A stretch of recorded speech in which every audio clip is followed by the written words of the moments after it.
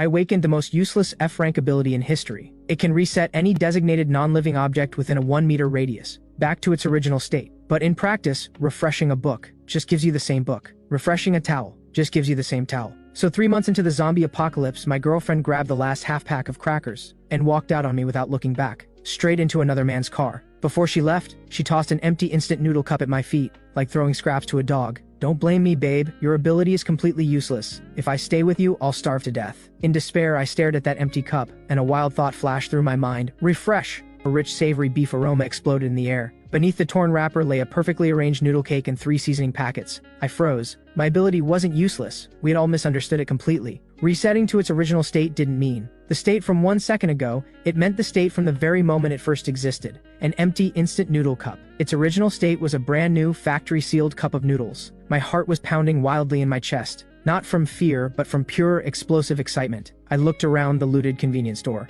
The shelves were littered with torn snack wrappers and empty drink bottles. To everyone else, this was trash. But to me, it was an endless treasure. I didn't rush to make the noodles. In the apocalypse, any food smell could attract unwanted visitors. I carefully climbed up to the second-floor storage room of the convenience store, then barricaded the entrance with heavy shelving units. Only after confirming it was safe did I begin my experiment. I placed an empty noodle cup on the floor and whispered in my mind, "Refresh." A barely visible ripple flashed across the cup, and instantly, another brand new cup of noodles appeared. Again, I held back my joy and kept going. 10 minutes later, a mountain of 60 noodle cups towered in front of me. My ability had a 10-second cooldown, which meant unlimited noodles, forever. Then my eyes landed on an empty water bottle nearby. Refresh. Instantly, a full 500-milliliter bottle of clean water appeared. I turned to a first aid kit on the floor, nothing left but the empty shell. Refresh. A brand new first aid kit appeared in my hands. My breathing quickened. Food, water, medicine, the most precious supplies in the apocalypse, were now unlimited for me. "Lily, you thought my ability was worthless? Just wait. One day you'll be on your knees, begging me for a bite of food." For the next 3 days, I locked myself in that storage room. The mountains of empty packaging piled up in there became my raw materials. Chips, crackers, chocolate, anything that could fill a stomach, I refreshed into boxes and boxes of supplies. Drinks and bottled water filled up half the room. Most importantly, I found an empty gas canister. With a portable camp stove from the store strapped to my back, I could finally eat something hot. After shutting every window in the room, I boiled a pot of water, tore open 3 seasoning packets, and gently lowered the noodle cake in. When that long-forgotten aroma hit my nose, my tears finally came. I cried and ate at the same time, wolfing it all down. It was the most filling, most peaceful meal I'd had since the apocalypse began. With a full stomach, my mind started to clear. Hiding here wasn't a long-term plan. The zombies would eventually break in, or other survivors would find this place. I needed to find a safer base, and I needed weapons. Having food and water alone would just make me a target, a lamb waiting to be slaughtered. I stuffed all my supplies into 2 massive hiking backpacks, then cracked the door open and scanned outside. A few zombies wandered aimlessly through the streets. I took a deep breath and tightened my grip on a fruit knife I had refreshed. Sharp as the day it was made. Time to move. Leaving the store went smoother than expected. I used a maze of back alleys to dodge most of the zombies. When I came across a stray one, I smashed a freshly refreshed full can of soda into it, and while it staggered, finished it off with a knife. My destination was Blue Bay Community on the west side of the city, a well-known upscale residential complex. With a solid security system and tall, thick walls, it should have held up in the early days of the apocalypse. More importantly, my parents lived there. When the apocalypse hit, I was at school and lost contact with them. Finding them was the only thing driving me forward. But the road to Blue Bay Community was far harder than I'd imagined. The city had completely collapsed. Abandoned vehicles choked every main road. Along the way, I witnessed too many horrors, violent clashes over scraps of supplies. In that moment, I understood with painful clarity that Lily's betrayal was perhaps just the smallest piece of a much crueler world. Here, humanity had already fallen apart. By the evening of the 3rd day, I finally reached the outer perimeter of Blue Bay Community. The tall iron gates were shut tight, and faint silhouettes stood guard along the walls. It had indeed become a survivor's stronghold. I watched from a distance for a long time. Getting inside meant going through their screening, so I reorganized my pack, hiding most of my supplies in a hidden drainage tunnel, keeping only 2 bottles of water and 1 pack of crackers,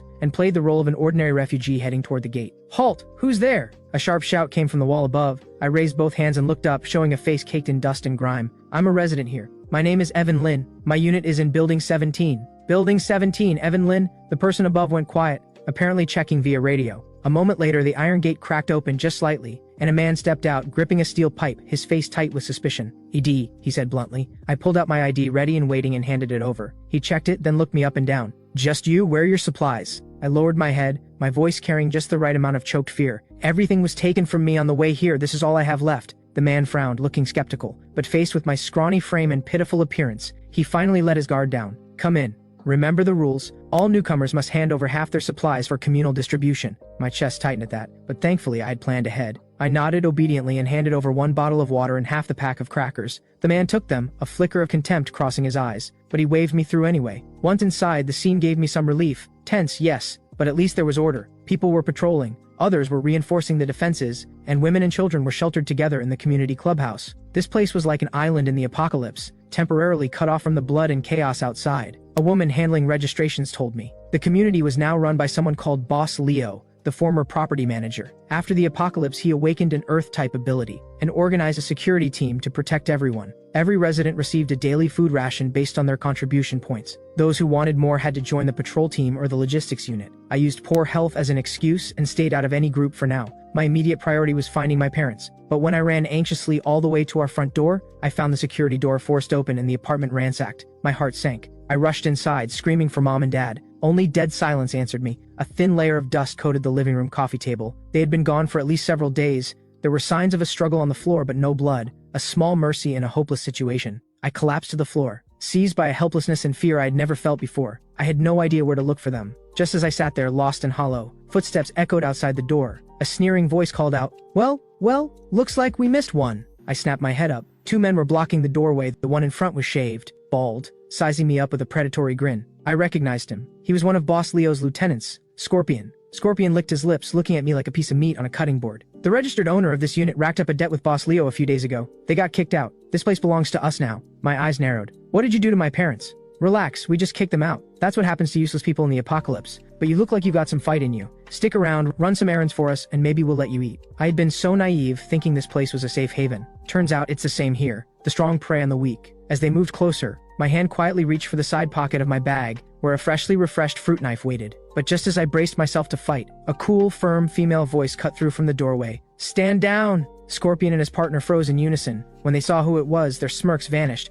replaced instantly by fawning smiles. The woman in the doorway wore all black combat gear. She carried a tang saber at her side, dark red blood still clinging to the blade, and behind her stood several equally formidable squad members. I recognized her. She was Lena, captain of Sharp Blade Squad, the most elite fighting unit in the security team. Rumor had it she had awakened a rare ability called Precision, with power that was impossible to measure, and she was Boss Leo's most trusted weapon. Lena ignored Scorpion entirely. Her gaze settled on me and she asked quietly, "What's going on here?" I grabbed at the lifeline. "They were trying to rob me." Scorpion's face shifted. He scrambled to explain. "Commander, don't listen to his lies. His parents owed contribution points. We were just here to claim the unit." "Since when does claiming a unit require 2 men blocking the door?" Her voice was quiet, but it carried an unmistakable authority. "Get out, now." Scorpion looked like he'd just been pardoned from execution. He grabbed his partner and bolted. With the threat gone, the tension drained from my body, and I nearly fell. Lena glanced at me, a slight frown on her face. "Stay away from those people." She said it like a warning, not an invitation, and turned to leave. I called after her quickly. "Commander Lena, do you know where my parents were sent?"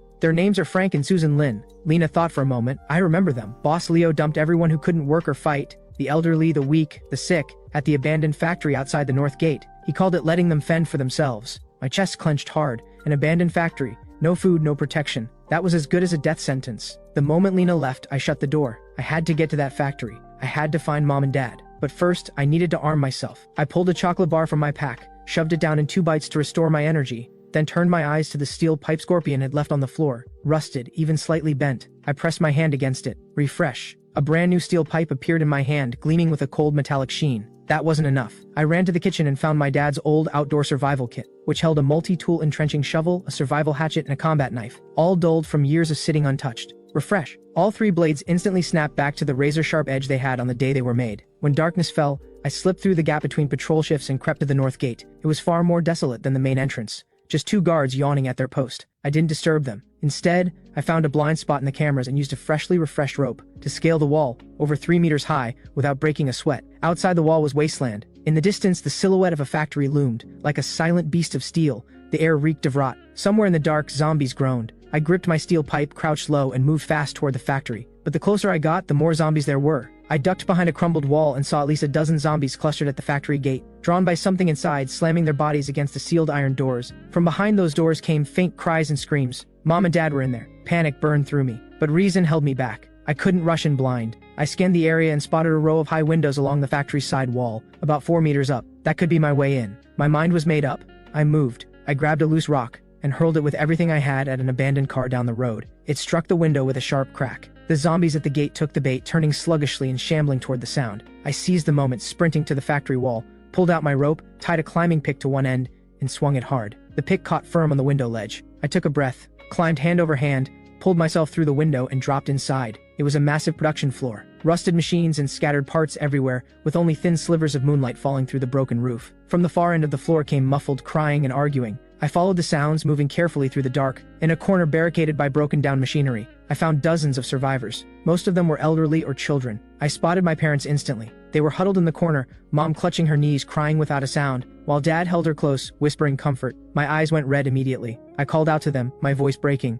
Everyone startled and turned at once. Mom and Dad snapped their heads up, and the moment they saw me, shock melted into overwhelming joy. Mom let out a cry and scrambled toward me. The three of us, in this hopeless apocalypse, held each other tightly. The joy of being reunited washed away every fear and every ounce of despair, but the moment was cut short by a harsh voice. "Hey, where did you come from?" A man with a long scar across his face stepped forward, a group of muscular young men behind him, clearly the one in charge here. His eyes locked onto my bulging backpack, burning with greed. "Impressive, kid. Making it here alone. What's in the bag? Show everyone." I stepped in front of my parents and met his eyes coldly. "It's mine." "Yours?" Scar let out a short, contemptuous laugh. "Nothing belongs to anyone here. It all belongs to me. Hand over the bag if you're smart. Or else." He swung his cleaver slowly, the threat needing no further explanation. His crew moved in behind him, circling like wolves. The elderly and weak who had been dumped here watched in silence, furious but powerless, their eyes filled with helpless sympathy for me. My dad quickly pulled me behind him, forcing a smile at Scar. "Sir, my son doesn't know how things work here. There's just a little food in the bag. Take it all. Just don't hurt him." "Too late," Scar sneered, his face twisting with cruelty. "I don't just want the bag anymore, I want his life." The words barely left his mouth before he lunged for me. My eyes went cold. I didn't step back, I stepped forward, and drove the steel pipe into his wrist at a sharp, precise angle. A sharp crack rang out. Scar's wrist bent at a grotesque angle. Everyone froze. Nobody had expected the scrawny kid to fight back. Scar broke into a cold sweat from the pain, his face twisted with rage. "You dare hit me? Get him! All of you! I'll make him wish he were dead!" His crew snapped out of their shock and charged at me, yelling. I tossed the backpack to my parents and raised the pipe to meet them. One swung a wooden club at my head. I twisted aside, flicked my wrist, and drove the other end of the pipe into his weak point. He screamed and crumpled to the ground. No wasted movement. Every strike targeted a vulnerable joint, just enough to protect myself. What scared them even more was that I never seemed to tire. After I dropped two of them, the rest hesitated, too afraid to move in. Scar clutched his broken wrist, staring at me in shock and fury. "Who are you? Are you an ability user?" I didn't answer. I just stared at him with cold, unblinking eyes. Every ounce of suffering I had endured over these months of apocalypse, ignited in this moment into a blaze of fury. Walk away, or die. The sheer ferocity in my voice silenced the room. Scar's expression flickered. He hadn't expected to hit a wall like this, but just as we stood at a standoff, the factory's iron doors let out a thunderous boom, then a second, then a third. The crowd erupted into panic. "The zombies are ramming the gate. What's happening? Why are they suddenly going crazy?" Fear spread through the crowd like a plague. Even Scar forgot about me. He and his crew threw their bodies against the buckling doors, piling debris to hold them shut. But there were too many zombies. The doors were warping under the impact, the bolt groaning. It could give way any second. Despair settled over everyone. My parents trembled beside me, gripping my hand. I took one look at the doors. Old, heavily rusted iron. A bold idea formed in my mind. I picked up my steel pipe and walked toward the doors, every pair of eyes in the room watching in disbelief. "What are you doing? Are you crazy?" One of Scar's men screamed at me from behind the door. I ignored him and pressed my hand flat against the cold, rusted surface. Then, before everyone's unbelieving eyes, a miracle unfolded. The battered, dented iron doors, smoothed out as if time itself were reversing, every dent vanishing, the warped frame straightening back to perfect. In an instant, a gleaming steel gate stood before them, factory new and immovable. The zombies outside slammed against it, but it didn't budge, absorbing each blow with a deep, muffled thud. The entire factory floor fell dead silent. Every single person stared at me, speechless. Scar's jaw hung open, the pain in his wrist completely forgotten. He pointed at me, stuttering. Your ability, it's repair." I didn't bother explaining. I pulled my hand back and looked at him coldly. In the apocalypse, power was the only currency that mattered. The ruthlessness I had shown, combined with what they had just witnessed, had completely shattered Scar's nerve. He looked at me, and the greed in his eyes was gone, replaced by deep, unmistakable fear. "Boss, I had no idea who I was dealing with. I was blind. Please, don't hold it against me." I said nothing. I walked to my parents. Mom looked at me with an expression I couldn't fully read. Pride, worry, and something like not quite recognizing the person in front of her. I took her hand and gave her a look that said everything was okay. "Mom, don't be scared. I've got you." Then I reached into the backpack and pulled out a self-heating rice meal, a sausage, and a bottle of clean water and handed them over. "Mom, Dad, eat something first." The smell of food instantly drew every eye in the room. The survivors, who hadn't eaten in who knows how long, stared at the food in my parents' hands, their throats working with audible swallows, their eyes hollow with hunger. Scar and his crew were practically bug-eyed. In a world where food was worth more than gold, I had produced all of this without even blinking, and that shook them even more than fixing the gate had. When it was done, I turned back to Scar. From this moment on, I'm in charge here. My voice was calm, but it reached every corner of that room. Scar's face twitched. Then slowly his head dropped. Taking over the factory went smoother than I expected. In the face of absolute power and limitless supplies, whatever authority Scar wanted crumbled instantly. I didn't drive them away. Manpower was a resource too. I put them on guard duty and zombie clearing operations nearby, while I handled food and logistics. Every day I locked myself in a private room pretending to take inventory, while actually refreshing food and every other essential supply at full speed. When crate after crate of fresh supplies appeared before them, everyone looked at me with awe. They all assumed I had some kind of spatial ability, with a pocket dimension full of stockpiled goods. With enough food and a secure shelter, the survivors slowly came back to life. Under my management, the entire abandoned factory became organized and efficient. Mom and Dad became my most trusted helpers, managing people and distributing supplies. They found their dignity and purpose again among the group, and their spirits lifted more with every passing day. Everything was moving in the right direction, but there was still something gnawing at me. Boss Leo, the former property manager of Blue Bay Community, who had thrown defenseless, elderly people like my parents out to fend for themselves, that debt would be repaid, sooner or later. Besides, Blue Bay Community's defenses and living conditions were far superior to this rundown factory. I wanted to give my parents and everyone who followed me a real home, something more stable and secure. It was time to go pay Boss Leo a visit. A week later, I was fully prepared. Using my refresh ability, I restored every abandoned electric vehicle I found in the factory to its original factory condition, fully charged, and refreshed dozens of brand new protective suits, safety helmets, and steel-toed boots. For weapons, in addition to steel pipes and hatchets, I had my people grind factory steel into dozens of sharp spears. As for Scar and his inner circle, they were completely loyal to me now. I kept them fed and clothed. In the apocalypse, that was a debt greater than life itself. I picked the 20 strongest people, Scar among them. Before we set out, I looked at my assembled team and said simply, "We're not going there to beg. We're going to take back what was always ours." Blue Bay Community has solid walls, comfortable homes, and we are going to build a real home there. Everyone who's with me, get in. Not one person hesitated. After everything they had seen me do, their trust in me was absolute, almost blind. A convoy of 20, moving with purpose, rolled toward Blue Bay Community. When we reached the north gate of Blue Bay Community, the guards on the wall had already spotted us. They stared at our well-equipped convoy, visibly thrown off. "Scar, weren't you kicked out? What are you doing back here?" Scar, now my devoted second, straightened his back and answered with full confidence. "We're here to negotiate a partnership with Boss Leo." "A partnership with you lot?" The guard snorted. At that, I stepped out of the vehicle and walked to the front. "Tell Boss Leo," I said calmly, "that Evan Lin is back." The guard didn't know me, but seeing me at the center of the group, he could tell I wasn't someone to dismiss, and after a moment's hesitation, he radioed it up. Soon the north gate swung open, and Boss Leo came out with a large crowd behind him, including Lena, captain of Sharp Blade Squad. Boss Leo was a heavy-set man in his mid-40s, with sharp, arrogant eyes. He took in our convoy, our brand new gear, our sharp and well-fed look, and a flicker of surprise and greed crossed his face. Well, if it isn't young Evan Lin. Haven't seen you in a few days. Where'd you come into all this good fortune?" "Let's skip the small talk, Boss Leo. I'm here to move my people into Blue Bay Community." Boss Leo reacted as if he just heard the funniest thing in years, breaking into a loud, booming laugh. "Evan, did you wake up on the wrong side of the bed? Blue Bay Community is my territory. What gives you the right to walk in?" "This," I snapped my fingers. Behind me, Scar hoisted up a crate and opened it, packed full of sealed, factory-fresh compressed crackers. Boss Leo's laughter stopped dead. Behind him, the guards all drew a sharp breath. Blue Bay Community had strong defenses, but a large population and a constant food shortage. Their daily ration was nothing more than a piece of dark bread. Where did you get all this food?" "You don't need to know where it came from. I'm only asking you one thing. Deal or no deal?" Boss Leo's eyes flickered. "And what kind of deal are you proposing?" "Simple. My people move in, we supply a portion of the food, you handle security, we co-manage the community." At that, Boss Leo's expression darkened. "Kid, that's quite an appetite you've got. I'm the leader of this base. Why on earth would I share power with some nobody who showed up out of nowhere? Those are my terms. If you don't agree, we'll take it by force." "Take it by force? Ha! With your 20-something people?" "Lena!" At his command, Lena and every member of Sharp Blade Squad stepped forward in unison, a wave of lethal intent rolling off them like a cold wind. Sharp Blade Squad was Blue Bay's ace, every member a battle-hardened ability user.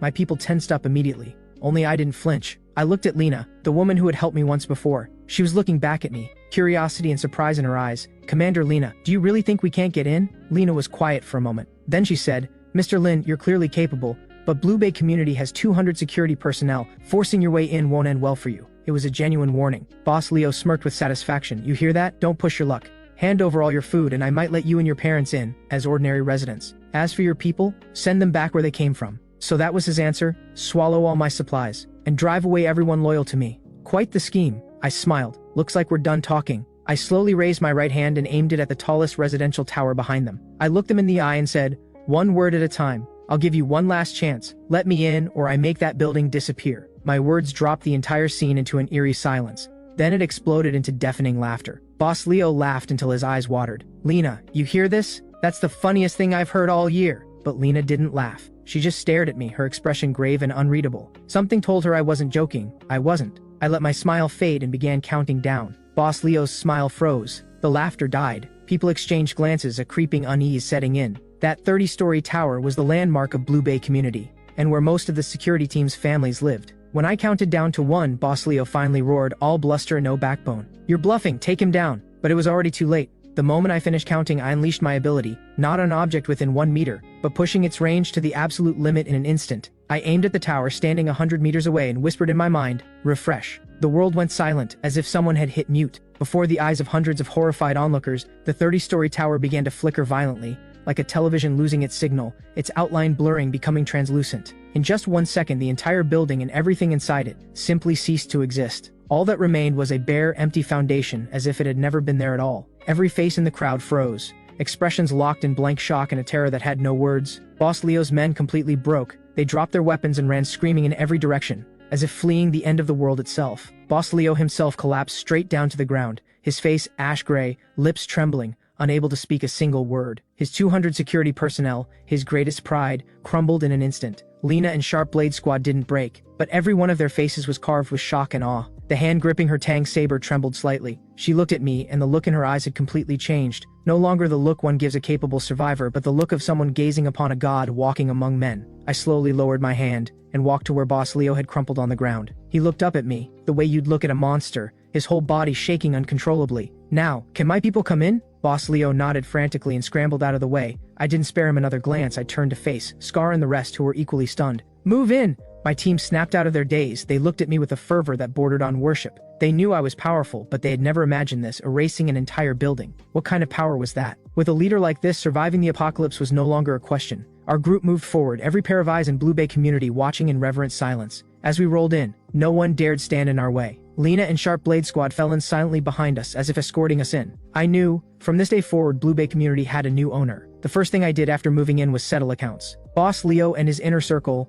those who had bullied and exploited everyone, were locked up. I didn't kill them. I simply took away their abilities. My refresh ability, after evolving, could now be applied to living beings. I could refresh a person's body, restoring them to their healthiest condition, and naturally, I could also refresh their ability core, reverting it to its original state before awakening. When Boss Leo went from an Earth-type ability user to a powerless ordinary man, his spirit shattered completely. As for Lena and Sharp Blade Squad, I chose to bring them to my side. They were true fighters, with integrity intact, which was a rare thing in the apocalypse. In front of Lena, I refreshed a Tang saber whose blade had been chipped and rolled from battle, then refreshed a box of nearly expired antibiotics, restoring them to factory-fresh condition. Lena watched it all and finally understood. My ability wasn't spatial and it wasn't restoration. It was something she couldn't comprehend. A power that operated on the level of natural law itself. She was silent for a long time. Then she bowed her head to me. "Sharp Blade Squad, from this day forward is yours to command." With Sharp Blade Squad under my command, I truly held Blue Bay community in my hands. I established new rules. Everyone, ability user or not, would receive food in exchange for contributing their labor. With unlimited supplies, I won people's loyalty fast. At the same time, I rooted out every bad element in the community. Under my leadership, Blue Bay community was transformed, vibrant and full of life. My parents watched all of this with pride and quiet relief. They never asked what my ability really was. They only knew their son had grown up and become someone everyone could depend on. Once the base was running smoothly, I began asking a deeper question. Where was the true limit of my ability? Refreshing noodles, refreshing a building. Could I refresh a living person? I found a security team member who had been clawed by a zombie during a fight and had already begun to turn. Everyone believed he was beyond saving. I sent everyone out, shut the door, and placed my hand on his forehead. A soft white light enveloped him. His agonized screams slowly faded. The mutation receded at a visible pace. I watched his wounds close, and a storm of emotion surged through me. I had done it. I had restored his body to its original state before the infection. That meant the zombie virus was no longer a death sentence, not while I was here. This discovery excited me far more than erasing an entire building had. If I could cure the zombie virus, did that mean I could save more people? Maybe even end the apocalypse itself? A grand plan began to take shape inside me. But before any of that, I had one personal matter to settle. I called Lena in and asked if she had any recent intel on a survivor group called Inferno. The group led by Blaze, a peak D rank pyrokinesis user, and where my ex-girlfriend Lily had ended up. Lena pulled up a map and pointed to a large supermarket on the east side. According to our intel, they've taken over that location, the biggest faction on the east side. The leader is Blaze, a peak D-rank pyrokinesis user. A cold glint crossed my eyes. Tomorrow we'll go pay our neighbors a visit. The next day I took only Lena and Sharp Blade Squad. We drove a refreshed armored off-roader straight through the city and pulled up outside the supermarket. The supermarket had been fortified into a solid stronghold. Armed guards lined the walls. Our arrival put them on alert immediately. "Who's there? Identify yourselves." Lena leaned out and called out clearly. "Blue Bay Base. Evan Lynn is here to visit the leader of Inferno Base Blaze." The guards clearly hadn't heard my name before. The Blue Bay Base, that they knew. After a short wait, the doors swung open. A man in a red leather jacket walked out, and right behind him, wearing a fawning smile, was Lily. A few months had passed and Lily had clearly been doing well for herself. She spotted me, blinked, then let a sneer of undisguised contempt spread across her face. "Well, look who it is, Evan Lynn. What's wrong? Couldn't make it out there, crawling back to join Inferno?" She still thought I was the same useless, pathetic wreck she had left behind. Blaze looked me over, and when his eyes landed on Lena and Sharp Blade Squad behind me, a flicker of wariness crossed his face, quickly buried under contempt. "Blue Bay Base? Never heard of it. We don't take in stragglers. Out of courtesy, since we're all survivors, leave your vehicle and supplies and get out." He said it with breathtaking arrogance. In his mind, his D-rank pyrokinesis ability made him untouchable. Lily rode his coattails, piling on with glee. "You hear that, Evan? For old time's sake, I'm telling you, don't push it. The way you are now, you're not even fit to carry Blaze's shoes." I looked at her smug, petty little face and laughed. "Lily, do you remember the empty noodle cup you threw at me?" Lily blinked, confused. She had no idea why I was bringing that up. "What noodle cup? I don't remember that. Just get out of here. You're in the way." My smile dropped. My eyes went cold. "You don't remember? I remember perfectly. I came here today to make you eat it." Lily reacted as if she'd just heard the most absurd thing in her life, pointing at me and bursting out laughing. "Evan, have you lost your mind? Make me eat a noodle cup? On what grounds?" Blaze crossed his arms and sneered. "Big words from a little nobody. Looks like I'll have to teach you exactly how painful a mistake this is." Before the words had even faded, a blazing fireball coalesced in his palm, radiating tremendous heat. Sharp Blade Squad immediately shifted into defensive positions. Only Lena and I stayed perfectly still, watching the fireball in his hand. I shook my head. "Is that all you've got? Pathetic." I raised my hand. The roaring fireball in Blaze's palm went out like a candle in the wind. With a soft puff, it simply vanished. The smirk on Blaze's face froze solid. He stared at his empty palm in disbelief. What just happened? Where's my fire? He tried to summon his ability again and again, but not even the faintest flicker of flame came. His prized D-rank pyrokinesis ability was gone. What did you do to me?" Blaze jabbed a shaking finger at me, his voice cracking with panic. I didn't answer. I simply turned my gaze to Lily, who had gone pale with fear. "Now, on what grounds?" Lily's lips trembled, all color drained from her face. She didn't fully understand what had just happened, but she had seen with her own eyes that Blaze's terrifying ability had simply stopped working in front of me. Fear had robbed her of every word. Lena grabbed her by the collar and dropped her at my feet. She hit the ground on her knees, sobbing and begging through tears and snot. I looked at the spectacle and felt nothing. I reached into my pocket and pulled something out. A flattened instant noodle cup, beef-flavored, the exact one she had thrown at me. I had kept it all this time. In my hand, the empty cup became a brand new sealed cup of noodles in an instant. I tore it open and emptied out the noodle cake and seasoning packets, leaving only the empty paper bowl, which I set down in front of Lily. Lily stared at the empty bowl on the ground. Her face looked worse than a corpse. She knew I wasn't joking. With trembling hands, she picked up the bowl and, with everyone watching, forced herself to eat it. Tears and mucus streaked down her face. Blaze watched the whole scene unfold and finally understood just what kind of person he had provoked. His legs gave out beneath him and he sank to his knees too. I didn't look at him. I kept my eyes on Lily, watching quietly until she had swallowed every last piece of the bowl, wrapper and all. The fall of Inferno Base was even simpler than I had expected. With their leader broken and their ability users terrified of what I could do, they surrendered with almost no resistance at all. I merged the two bases. Blue Bay Base became the most powerful survivor faction in the eastern half of the city. With the matter of Lily finally put to rest, I poured all my energy into developing the base and researching the limits of my ability. If word got out that I could cure the zombie virus, it would shake the entire world. Until I was strong enough to protect myself, that secret had to stay buried. I established a secret medical lab, managed by my parents, dedicated to treating those who had been infected but could still be saved. Every person I cured became deeply grateful, and the most devoted supporters I had. My influence grew like a snowball, expanding without anyone quite realizing it. Along the way, I encountered other survivor factions. To those who were allies, I offered supplies and support. To those who were enemies, I showed no mercy. The name Evan Lynn became a legend. Some called me a god who saved lives. Others called me a demon who ended them. But no matter what they said, no one could deny one truth. I stood at the very top of this apocalypse. In the 5th year of the apocalypse, Blue Bay Base had grown into a massive city of 100,000 people. We had a fully developed defense system, self-sufficient agriculture, and a functioning society with restored order. Here, people smiled again. And I, the creator and guardian of this city, rarely appeared in public. Most of my time was spent at the top of the tallest tower in the city's center, looking out over everything I had built. My ability had long since evolved beyond recognition. I no longer needed to touch anything. I could refresh everything within my line of sight. I could refresh a barren stretch of land and make it fertile. I could refresh a contaminated water source and make it clean. My power was drawing closer and closer to that of a true god. Lena was now the supreme commander of the City of Hope. She stood behind me and delivered her report. My lord, the zombie horde from the west is closing in. At its center is something we have never seen before, a sentient S-rank mutant zombie.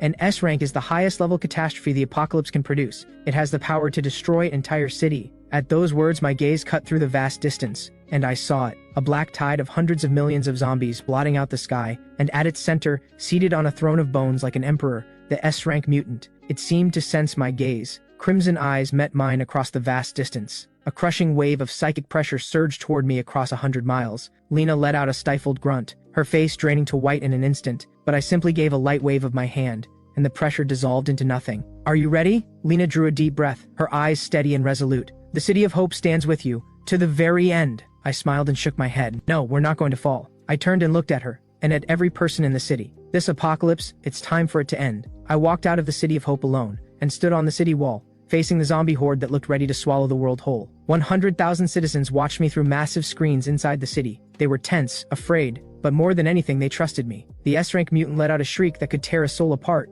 and commanded the horde to launch its full assault. I slowly raised both arms wide, as if I meant to embrace the entire world. Everyone watching thought I was about to unleash some world-ending attack, but they were wrong. There was no killing intent on my face, only a quiet compassion. My ability was never meant for destruction. It was meant for rebirth. I closed my eyes and released every last drop of my power, holding nothing back, not aimed at any single zombie, not aimed at any single region, but aimed at this entire broken, ravaged, dying world. Time itself seemed to stop. A white light, vast and gentle beyond all description, radiated outward from me, and spread across the entire world. Wherever the light touched, the raging zombies stopped in their tracks. Their decaying bodies began to heal, their clouded eyes cleared, and the violence and bloodlust in their gaze was replaced by confusion and humanity. The light swept across the earth, and tender green grass pushed up through the cracked dead ground. The gray haze lifted, revealing a deep blue sky that the world had not seen in years. The S-rank mutant on its bone throne watched its own body change with growing horror. It fought back with everything it had, but it could not stop. The force of a power rooted in the very laws of the world itself.